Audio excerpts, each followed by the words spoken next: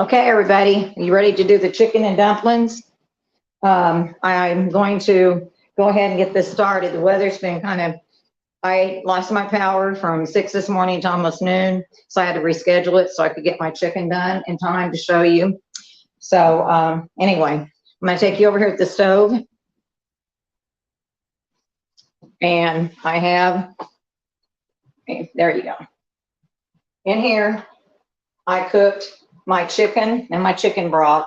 I used onion, celery, salt, pepper, 4 bouillon cubes, and I used some thyme in it because it just does good with chicken. And I put, after that, and I took it out and strained it, got all the celery, onion, excess stuff off. Then I took and put it back on the stove with the broth, and I took the chicken out so I could shred it, which I did, you can see here.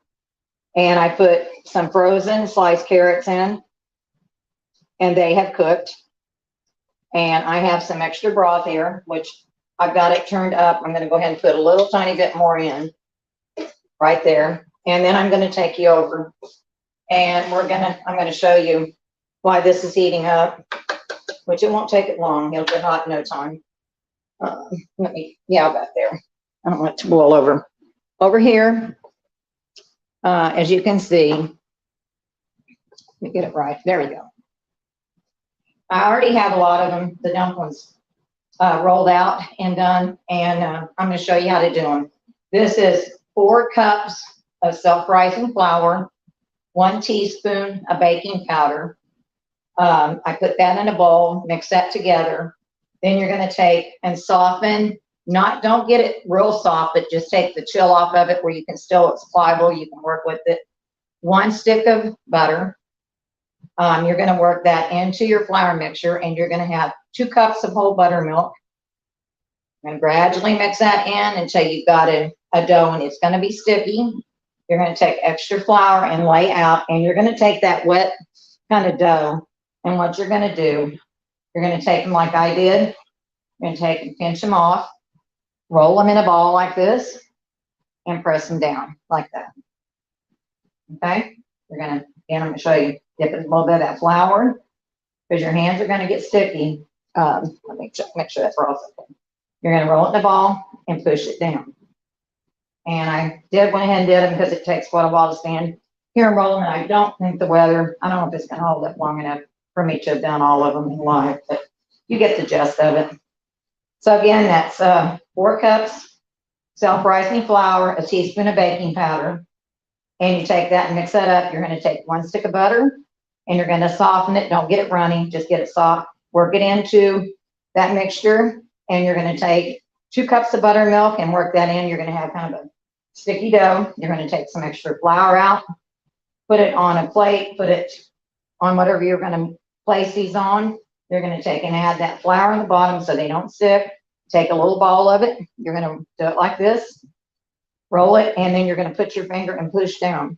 And here's your dumplings. Okay, you don't want to use this flour to thicken your broth up if you're going to use it, because this has got lumps in it and it's not going to dissolve. So I have some over here at the stove that I'll show you. Let me take these over here. I roll them out, get them out on this thing, so hopefully I can get them over here after I open them. Okay, got them. Okay, and I'm gonna bring you over here, and I'll talk to you a little bit while I'm doing this. See if I can get you here's the, okay, you can see let me see, there you go. You can see that pot and the dumplings. And again, I'm going to show you this. This was the chicken. I took the pieces of chicken breast in here. I was running out of time. I couldn't do the whole chicken breast. I had to get some chicken tenders because our power didn't come back up till almost noon. So I took that and cooked them off. It was some onion, celery. I put thyme, salt, pepper, easy on the salt because your flour mixture's got salt in it and 4 bouillon cubes. And you're going to just check your salt. But I used about a teaspoon and a half of thyme. It adds a good flavor to it. And then I cooked the chicken. I strained the broth after I cooked the chicken, put it back in the pan. I took and let the chicken cool, and I shredded it like this. I put this back on and got it hot, and I took a package of sliced frozen carrots and put in here. And now, right now, I'm just waiting for this to come back up. So I want it to start boiling a little bit so I can drop these the dumplings in. And you're just going to drop them in. They're going to get big. I might have to add more broth. But just make, you've got it simmering, you know, where you've got it bubbling some. If it gets to bubbling too much, I'll turn it down a little bit. And you're just going to drop them in like this, one at a time. You see, they're going to start floating up to the top on you. They will, or they're supposed to, I should say. Yeah, they are. And you just keep adding these in. And they'll start, as they start cooking, they'll come to the top. And it's better to have the chicken and stuff in the bottom there because it kind of keeps, gives your dumplings a little, like a little, I don't know, support thing that holds them so they don't stick to the bottom. And I have to be careful because I might have to take a little bit more of the liquid out if I can't get all my dumplings in here. And then as it cooks down, these dumplings will absorb the broth. That's why you keep it over here. And then you can take a little bit more off that. I added some, but I'm going to just dip some of that broth off because it's going to get added back in. I can assure you they're going to absorb a lot of this because you want to have room to put your dumplings where they're going to cook and get done. And you're just going to want that to sit like that because I still got a whole bunch here to put in. This is one of the biggest pans I've got, unfortunately. You just keep dropping these, and as that the broth is cooking, they're going to keep coming up. And they're going to have to cook 10 to 15 minutes, and I'll show you. We'll open the little hole and look. Yeah, I'll check a little bit. And they will start coming back up. Just make sure you adjust it because it's going to simmer. Your boil is going to go down the more you put them in, so you're going to have to adjust your temperature so you can continue to drop them in there like that. But you don't want to disturb them too much because you don't want to fall apart on you. They shouldn't, but sometimes they will. And just let those start to cook some like that. And you just keep going, putting them in. And they've been dusted good with the flour. So that's going to should keep them from sticking. And you can see I took that broth off and it's back up to the top because the dumplings, the weight of the dumplings is, bringing that up. So just have your bowl and just dip a little bit more off because you're going to put it back in. I guarantee you're going to need it because these things are going to swell and they're going to absorb that. Here. Now, Thursday, I'm going to be doing goulash. You can go ahead and boil your macaroni and let it be cooled and everything, or just have it done and strained. And cut your potatoes up. I'm sorry, somebody's trying to call in. Trying to always sell something. Okay. Cut your potatoes up that you're going to fry, and I'll fry those with you all. And we will mix the goulash up. And I will make these peanut butter cups. It's a new thing I want to try them because they look pretty good. See, this is really starting to bubble, so you got to really watch these because they swell, and you don't want to boil all over your stove. Because as they cook, they're going to absorb that broth, and you're going to have extra broth there to put in. And you can we're going to thicken that broth when we know these are done. So just let them go like this. It's a full pot of them here.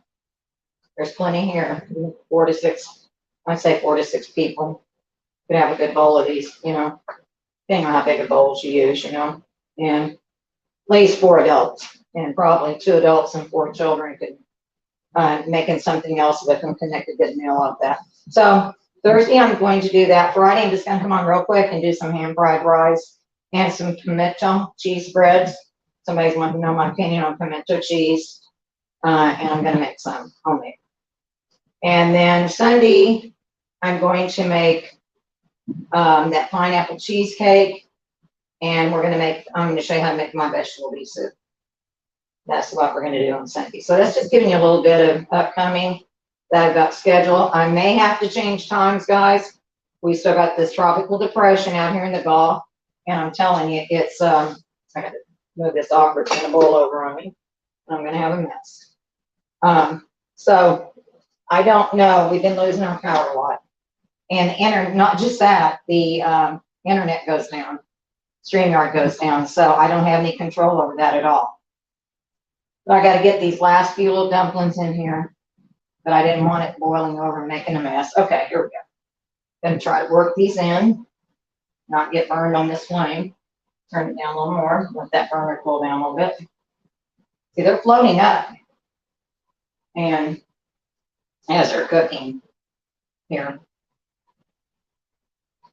you just keep working them in, work the ones that are cooked or, you know, swelled up. I'm working over the side and put your other strop rubbers down in there. It won't take them long to cook. And that's what I have scheduled for the upcoming week. Try to get some of these done. And I keep hoping that we get this heat out of here and I can get into some of the fall recipes. But this, I'm telling you, this heat has been horrible. So I don't know what's going to happen. I want to get this rag so I can get this flour off my stove. I don't want it to burn on the burner, smoke everything up. But that's what I've got planned. Like I said, Thursday will be the goulash. Go ahead and boil your macaroni, get it done. Then we'll cook the meat and the sauce for it, mix that together, and have your potatoes sliced up. We'll do the fried potatoes together, and I'm going to do that dessert with peanut butter cups, and we will do those peanut butter cups. I never made them, and it's not that long of a process, but when we do those, let me set this off again because it's really getting hot, too hot. I gotta let that burner cool down. It's gonna take maybe 30, 40 minutes to make them. It's just letting the stuff set up. So we'll work on the peanut butter cups first. Just have you some cupcake wrappers and cupcake pans. Cut your cupcake wrappers down just a little bit. Put them in, and I'll show you. We'll go through melting the chocolate. And you set that in the refrigerator or in your freezer, like I did with that pudding dessert, and then let it set up. And then you make your peanut butter and powdered sugar up. You're going to put that in there, and we're going to put some strawberry jelly on it. I'm going to add some strawberry jelly to it. Put that in there and let it set up. Then we're going to melt the rest of the chocolate to go on the top to seal that cup with. Put them back in the freezer and let them set up. While our potatoes, we'll put our potatoes on. They can be cooking while we're working on that. And then the macaroni's cooked. And then while the potatoes are frying, or multitasking, I'll make cook the ground beef and the sauce for the goulash. And then, like I said, Friday's just going to be, go ahead and cook. If you want to do that, go ahead and cook your rice tomorrow and make sure it's in the refrigerator. It needs to set for a couple of days and get cold because it's just going to take, it's just better that way. I'm going to use some cut up ham. I got some shredded cabbage I'm going to use. I have some frozen peas and carrots. It's going to use some, eggs in it, and like some, a little bit of chicken broth. And then I'm going to use sesame oil, a little bit of that. And we're going to stir fry the veggies and stuff and the eggs and stuff. And then, do the rice and stuff and stir those veggies in because you still want them crisp. So like I said, and the pimento cheese spread is really pretty simple to make. It's the shredded cheese. You need to have pimentos, and you need to have cream cheese and mayonnaise. And that's about it. Also,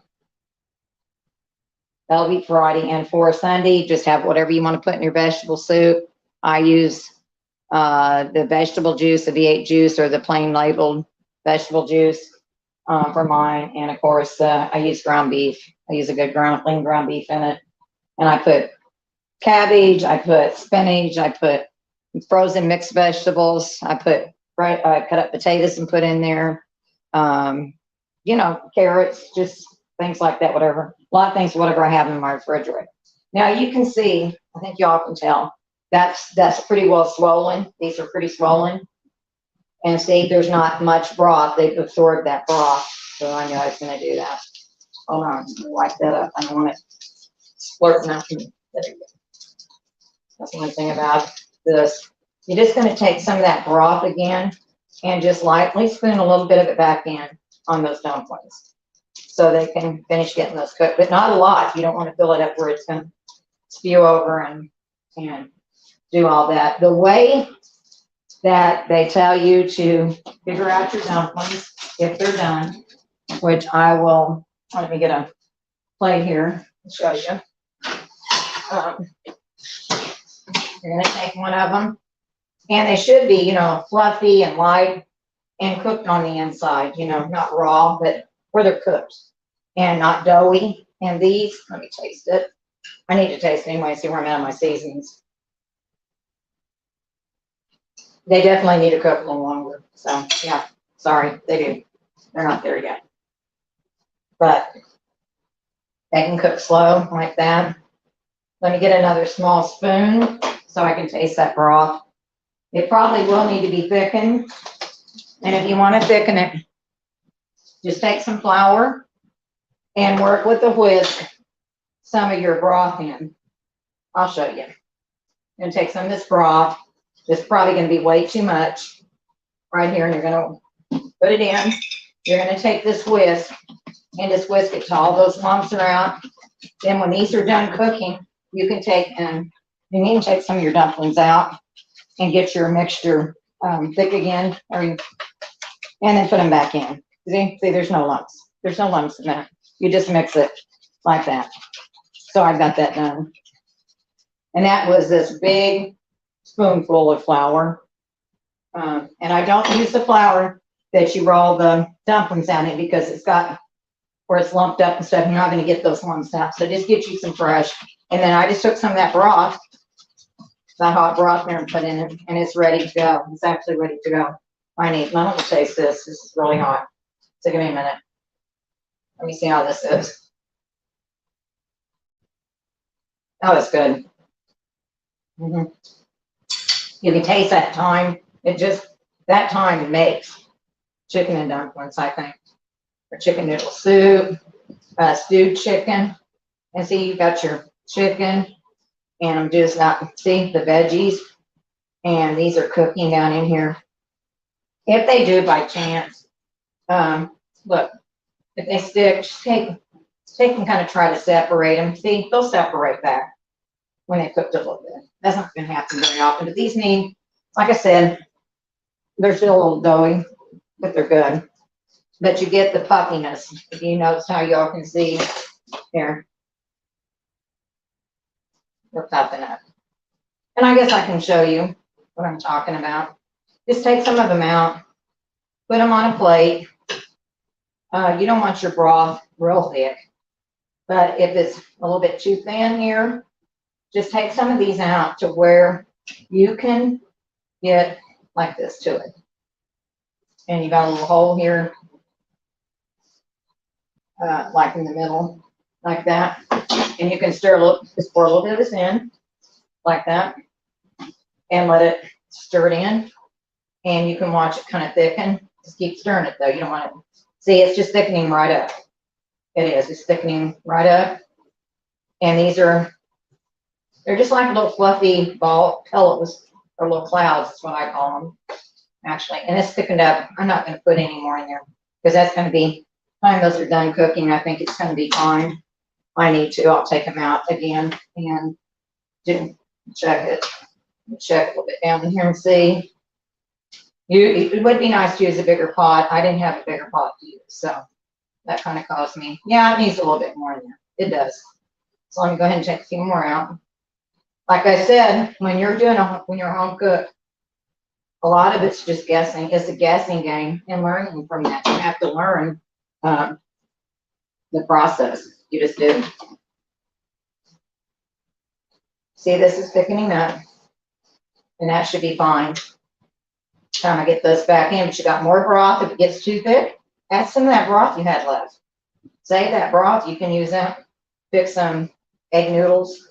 You know, those ones you buy, the dried out egg noodles for like $1 or something. Just cook them off and pour some of that broth over, and you got a little bit of chicken noodle soup for somebody. If they don't want this, or, you know, you want to keep it in the refrigerator and I think it keeps for a few days. Don't throw it out. It's healthy. It's all, you know, it's good for you. So just keep, like I said, just watch that, see. And it's pretty thick, and it's a lot thicker now than it was. So, and it'll thicken up a little bit more. So anyway, guys, that's what I have for you today. Let me put my glasses on and see all that's in here so I can say hi to you. I don't do that when I'm cooking because it's too distracting. Hi, Caprices. Hi, Panthera. Hi, Star Gypsy. Thanks, girls, for being here. I appreciate it. Anyway, this just gives you a little bit of an idea. You can, people do take and make extra biscuits and serve with it. That's entirely up to you. Or they'll fix a nice, actually a nice bowl of homemade mashed potatoes would be, I think would be excellent with it. And it would be more filling and make it go a little, you know, make it last a little bit longer, you know, more people, you know, to do it. But anyway, I'm going to talk to you guys a little bit about something because it's been this pretty heavy on me. There's a lot of families out here who are going through some very tragic times right now. There is a girl they found in California. They found her, and she went to a party. We're not sure what happened yet, but that was almost 2 weeks ago. She was found in a reservoir, 14 feet under, upside down in her car. Those parents are going through hell right now, and until they get answers, and it's just tragic. And there's another missing girl there that I have to check on her name. She's been missing for a while. We had a mother here in San Antonio.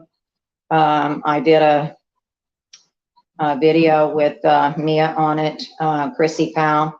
There has not been anything brought out about her official cause of death.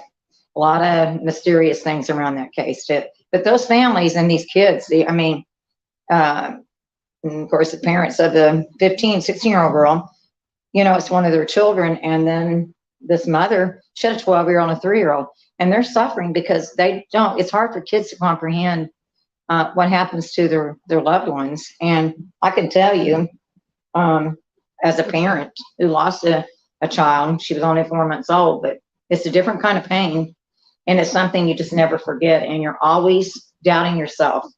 You're going back and think, well, and I'm sure the parents would think, well, maybe I shouldn't let her go on. Maybe I should have cut her curfew. Well, we don't know the circumstances around her death yet, so I'm not even going to go there. But I'm just telling you, these people, you need to keep these kind of people in your thoughts, because this is going on all over. I mean, it's just tragic. It's all over our country, all over our world.